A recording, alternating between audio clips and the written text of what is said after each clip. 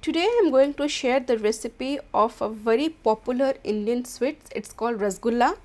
Rasgulla is loved by one and all owing to the fact it's super easy to make, very tasty, and everyone loves the beautiful soft bubbly rasgullas. And you can see in my video how nicely my rasgullas have turned out, and it's super soft. You can see how spongy it has turned out. A perfect rasgulla should also be juicy, and yes, our rasgulla is perfectly juicy. And I'll just show you by cutting one rasgulla. You can see how soft it is. It's beautifully done, and I have shared many tips and tricks to make this kind of awesome rasgulla. Su's Food Corner style rasgulla. Do try out this recipe. You will love them, and once you make them, you will be fan of this sweet. So do watch out this video till last to know all the secrets. Hey guys, I'm Supankari and I welcome you all to my channel Su's Food Corner. I hope you all are doing great in your lives, and if you are new to my channel, do subscribe to my page and do not forget to tap the bell button. And thank you all for loving my channel so much and liking my videos so much. So let's begin. First, here I have taken 1.5 liters of toned milk. A very important tip, first tip, we do not require a full fat milk. We need cow milk. It should be toned. It's around 3.5% is fat in this milk. You can also use the normal packet milk. So I just need to boil this first. So I have transferred it into a saucepan and wait till the milk gets a nice boil. We don't want the milk to be overboiled, or neither we want a thickened milk. So just wait till the milk gets first boil and mix it for 1 to 2 minutes and then turn off the flame and wait till the milk settle down, because we cannot make a chena or cottage cheese from a piping hot milk. So just wait for 1 to 2 minutes till it settles down. And here I have taken vinegar 3 tablespoons, and I'll add 3 tablespoons of water to it and dilute this and then add this mixture in batches to my milk. You can also take lemon juice and do the same thing, same amount of water plus lemon juice, and then you can add it to your milk, and you can see gradually it will start to curdle in this way, and the whey will be separated from the cottage cheese, and you can see the whey is clear. It should be clear in this way. And if it's not curdling, you can add little more vinegar plus water or whatever you're using to make chena. So this should be the consistency, and this chena will be super smooth and super soft if you make chena in this way, and for me it's perfect. And now I need to separate this whey from the cheese. So I'll take a steel container, and I actually want to store it. I can use it in making rotis, parathas, or I can again use it to make more chena or cottage cheese. So here I have taken a muslin cloth and a strainer I have kept on a container because I want to store the whey, as I said. And then I'll add this chena goes in. First I'll discard this and I'll keep it separately so that it cools down and it can be stored in fridge for future use. And then I'll wash this with 2 glasses of water twice, so that any remains of vinegar or lemon juice, it can be washed nicely. And then I'll just squeeze it in this way lightly and then keep it for around 20 minutes so that the extra water goes away. And if you are using lemon juice, make sure you strain the lemon juice and then use, so that there will be no lemon rinds in the paneer or chena. So keep it aside. Meanwhile, we'll prepare our sugar syrup. I have taken a 1 cup of sugar.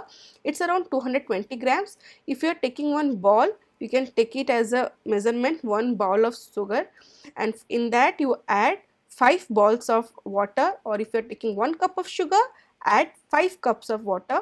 That is the ratio.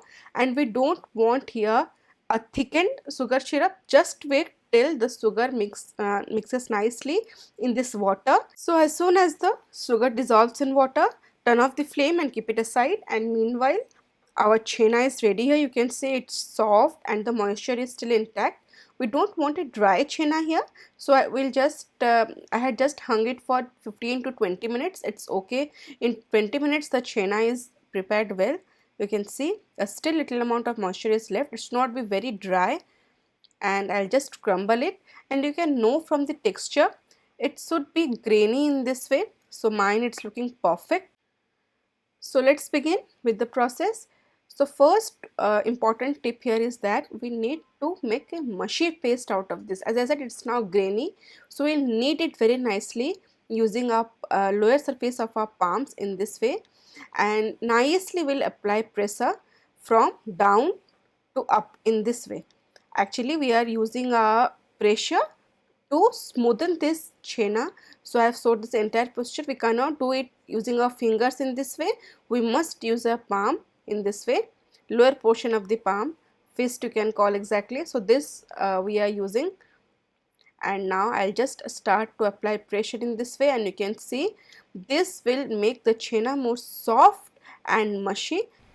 So this process will take around 4 to 5 minutes, and you can see how I am actually doing it. I am applying pressure from bottom to top. In this way you can differentiate which batch of chena you have already kneaded. The upper one and the lower one needs to be kneaded. So I have just separated in this way. This would make your work easier, and once done, just again rotate the plate so that you can work on it in this way, and use your fingers again to mix the mash in this way as I am doing. Once you do this, you will be habituated. So after mixing with fingers, again accumulate at the bottom, and then second time we will do the kneading process or the smoothing the chena, and see in this way. This time you notice this requires less effort, as already the chena or the cheese has started to soften. So the second time will require very less effort and will be made more easily than the first attempt. So this is done. I have used I have kneaded the whole batch here, and now again rotate it, and now I'll start mixing. So total it took around 8 to 10 minutes to knead it in this way for 2 times. Now gather everything, and you can see the difference. This chena or the cheese will start to assimilate like a dough. It's super soft now, and just use your fingers in this way now just to mix everything and smash it in this way, and gather, smash and gather. So it's basically a kneading process. We are just mixing everything now, and after 1 to 2 minutes you can see uh, my hands, it has started to release the oil or ghee from the chena. So this is a symbol that it's perfect. At this stage, when you see it has started to release ghee, add 1 teaspoon of corn flour. I have taken here 1.5 liters of milk, so I'll add around 1.5 teaspoon of corn flour. So this is a very important tip here. Once it started to, the mixture starts to release oil or butter, then add corn flour around 1.5 teaspoon, and again give it a nice mix for 2 to 3 minutes more, and this should be the final results. It's perfectly done with no cracks, and our dough is ready. Chena dough for rasgullas. Now divide it in 2 parts, and you can make balls according to your choice. I'll make medium sized rasgulla balls, so around 18 balls I had made out of this dough, and this way. And if your dough is not kneaded nicely, this would crumble at this stage. Like you are seeing, I am rolling it between my palms, and the result would be a nice smooth dough ball, chena ball. This should be the result. And if the kneading process is not right, this would crack and would never assimilate in this way. So make sure you knead the dough very nicely. So I have done it, it's ready.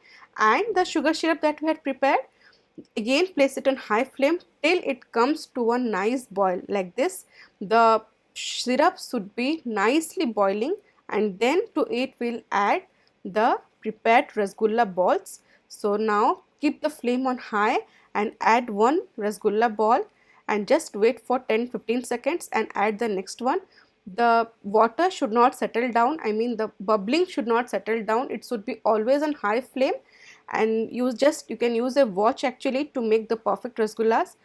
Add the whole batch at a time, gradually add it, and after adding just wait till you can see the rasgullas are settling down, they are forming shape. So for 2 minutes cook it on open flame at high temperature, highest gas, highest flame, so that the water does not settle down, and then cover it and cook it on again high flame for next 11 minutes. 2 minutes on open flame at high flame, and then cover it and cook it on high flame again for next 11 minutes. I have recorded the entire procedure, and after 11 minutes I'll show you what is the result. So I'll just open the lid and show you after 11 minutes. Timing is very important for making this rasgulla, so I have told you the exact time, and after 11 minutes I have opened it, and you can see they have actually doubled or tripled in size. And if the rasgulla is perfect, they will retain their size in this way, otherwise they will squidge. So after opening the cover, make sure you just cook it more for 3 minutes more. That's it. Initially, add the rasgullas in hot bubbling sugar syrup for 2 minutes, cook them for 2 minutes, then cover it and cook for 11 minutes, and lastly open the cover, and the rasgulla would be doubled in size, and then you need to just cook for 3 minutes more, total 15 minutes, and that's it. And after 15 minutes, switch off the flame and let the rasgullas be in the sugar syrup, and I'll actually show you what is the result. It's piping hot and super soft. Let them soak in this sugar syrup till they come to room temperature, and then I'll show you the result of my rasgullas. You can see after 1 to 2 hours they have cooled down, yet they have retained their shape to perfection. You can see how beautiful they are looking from the texture, and I'll show you actually how soft and how spongy they have turned out, and also how juicy they have turned out. And you can see from the texture, it's perfect, it's round, it's soft, and you can see how soft it is from my video. Super soft rasgullas have turned out, and as I said, I'll also show you how juicy they are. I will squeeze out all the juices from this rasgulla, and I'll actually show you how soft they are. See, I have squeezed out all the juices, and again this goes inside the sugar syrup, and if it's spongy, if it is perfectly spongy, it should again absorb all the juices. So this goes inside this sugar syrup, and after 6 to 7 minutes I'll just show you what is the result. So here after 6 to 7 minutes, let's see what is the result. And you can see here it has again absorbed all the juices, and I'll show you. I'll first discard this juice and then squeeze it. Yes, it has absorbed all the juices. That means this rasgulla is perfectly spongy and juicy, cooked to perfection, and with all the perfect characteristics of a perfect rasgulla. And now let me cut one for you and show you what is the texture from inside. So here comes one rasgulla, and I'll just cut it for you. It's looking so lovely. Who would want to cut it? But yes, I wanted to show it to you. You can see here, it's so soft, buttery soft. So this is a perfect rasgulla. I have shared many tips and tricks to make this awesome beauties. Do give them a try. Small tips and tricks will matter a lot in this recipe. As I have said, the whole cooking process just takes 15 minutes, and I have shared everything. I hope you have liked my video. Do give a thumbs up, share with your family and friends, and do not forget to subscribe to my page. See you in next video. Till then, stay safe, love life, and happy fooding.